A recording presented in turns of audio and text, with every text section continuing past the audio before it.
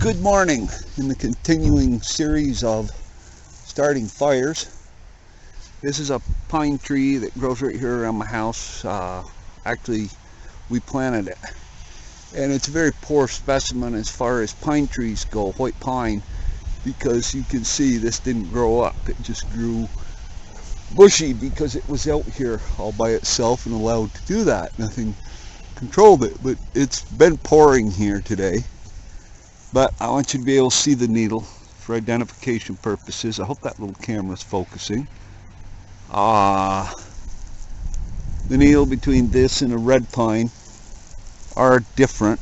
Actually, see if there's a branch I can snip off. I'm going to have to clip some of these off because they keep coming down and smacking me in the head when I'm mowing.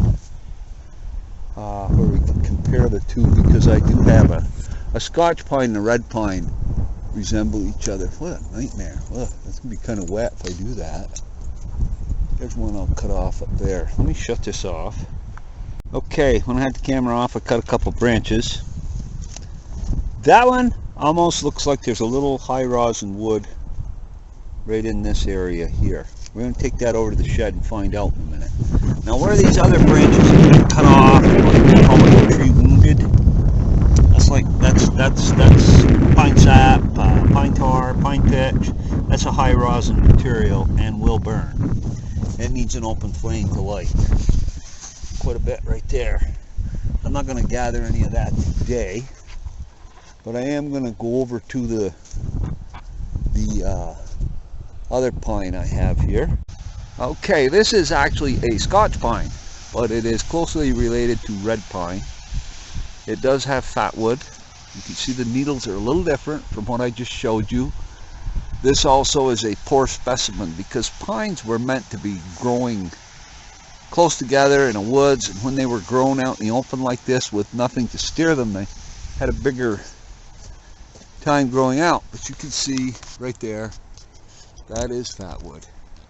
This is in my yard. I'm not going to cut any more branches off it right now. I have trimmed them.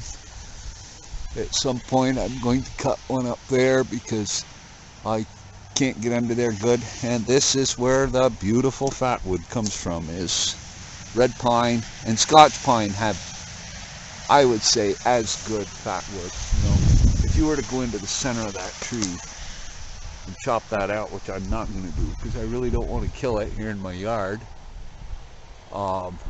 you'd find some lovely fat wood.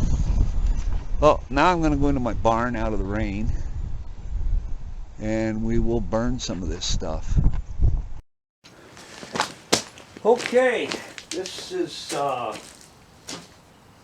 part 3, and I'm going to do white pine and red pine, and I'm going to combine Scotch pine and red pine together because both have very, very, very similar characteristics. They don't need to be done on their own. Now, in the first part here where I walked out and showed you the trees, and I cut that branch off there, I'll do a close-up on these, and I showed you where red pine tends to have a little bit of rosin. I'm not going to call it fat wood. I'm going to call it rosin-filled wood. Right close. Now it's been pouring here, and I don't know if we can do anything with it or not, but we're going to try. Try to get. I took the hatchet and I cleaned some of the bark out of the way. Make it a little quicker. I can feel it being sticky on my hands. Board handy. I really hate to jam my knife into that steel. But you can see that white pine does form a nice little curl as you're scraping, which is important.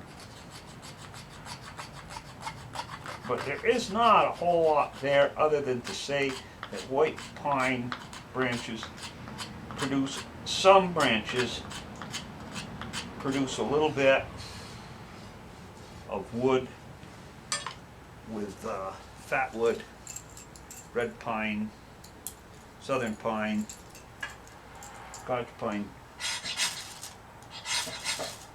See, there's a little bit of fatwood there. This branch is wet, so we can't say, well, it's because you got a dry branch. Been raining all day. You saw me cut it off the tree, or saw after I cut it off the tree. Had the other little camera. And if you played more, you could get a fire started. Scrape the rest of that wet bark off, get that out of the way. One could build a fire with that. And it doesn't have black smoke when it goes up, so there's not a lot there, but there's a little tiny bit. Actually scrapes better with than the knife. Not a lot, but a little tiny bit in white pine. Good to remember. That's just another branch I cut off out there. I'm gonna come up to the camera a ways. See that little red ring right there? And it doesn't go very far. You can see that piece really didn't have it. I do think though that that piece, if we scrape some, has enough rosin so it would light fairly damp. Anyway, moving right along. This is another piece of white pine. The one thing that I didn't talk about in the spruce video, the cedar does not make a nice curl. But if you take this with a knife blade or your striker, it makes a beautiful curl.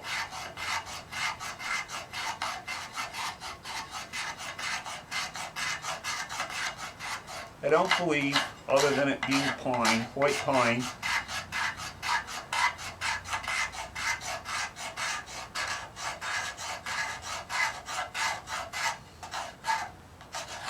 I think this is going to light because it's a dead, dry branch. You know, I got so hooked into fatwood, that's all I could see.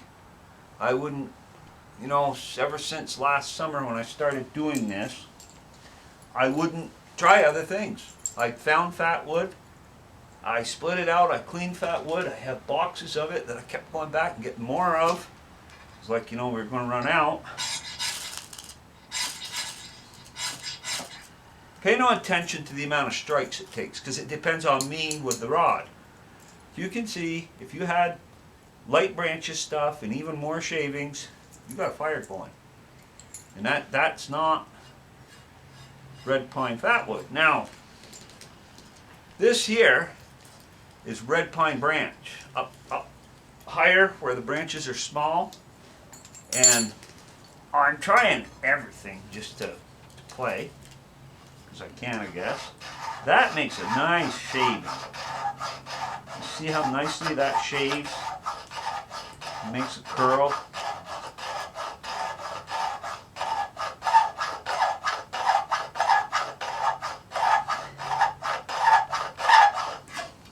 Even though this is red pine, it has a pine smell, but it does not have that rosin smell like this is going. This is a bigger branch, closer to the trunk of the tree. This is where the branch is way out on the other end. But you never know what your availabilities are. And there again, that just makes beautiful scrapings. And if you scrape the big enough pile again, and you've got your tinder ready, you can see it's going to go up. You're going to have a fire. Yeah, there it goes. Make a liar out of me.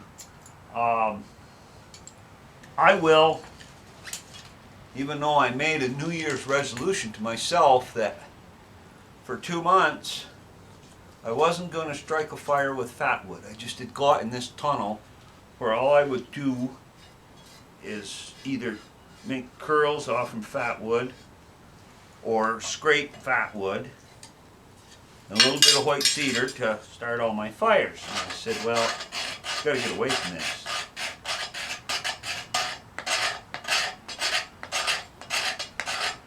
You can just see that is down next to the tree. It's harder. There's a real hard ring to it.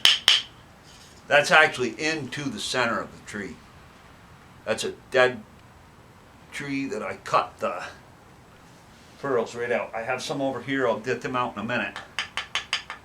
and I split that right out to the center of the tree.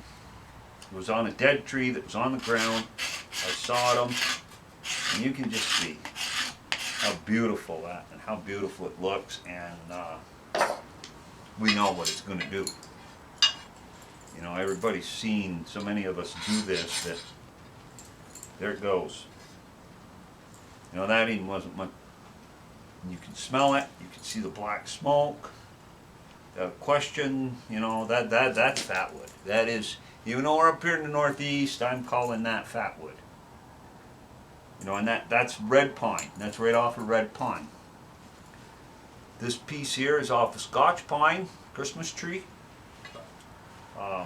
You can see, you know, it just keeps burning and burning and burning and burning.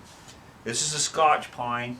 Like I said, the similarities are, I don't think that it produces as high of a quality fatwood as the red pine does, even though they're, you can see it's more in the grains of it instead of being all the way through like this one. You know, that's solid fatwood. This is not. But you scrape it up in a little pile here.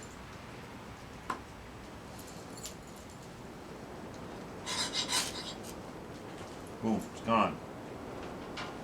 You know, I mean, if you can get a hold of Scotch pine somewhere, you can get yourself some fatwood. In some people, they may have troubles distinguishing between the two. The cones look alike. These came off a red pine tree, but a Scotch pine cone.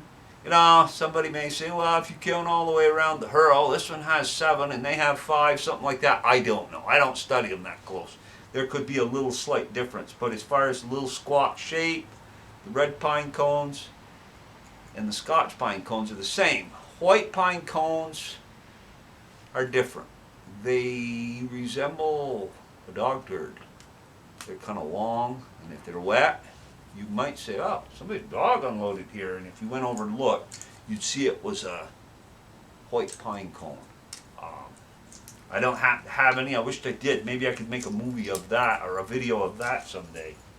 I don't remember if I scraped this for the camera or not, so I'm going to do it again while it's on. This is the red pine, small part of the branch, and it just, yeah, I think I did. Scrapes up.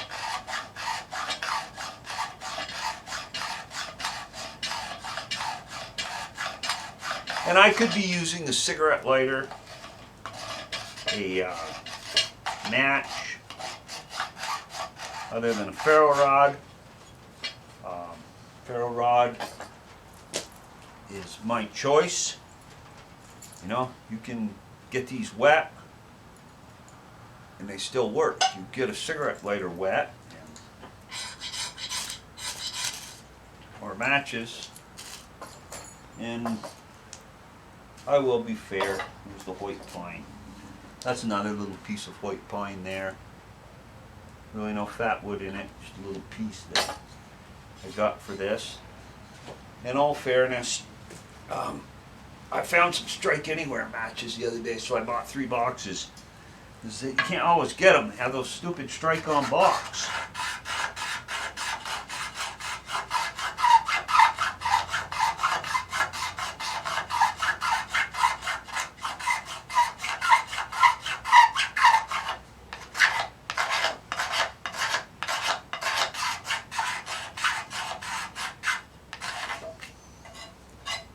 You know.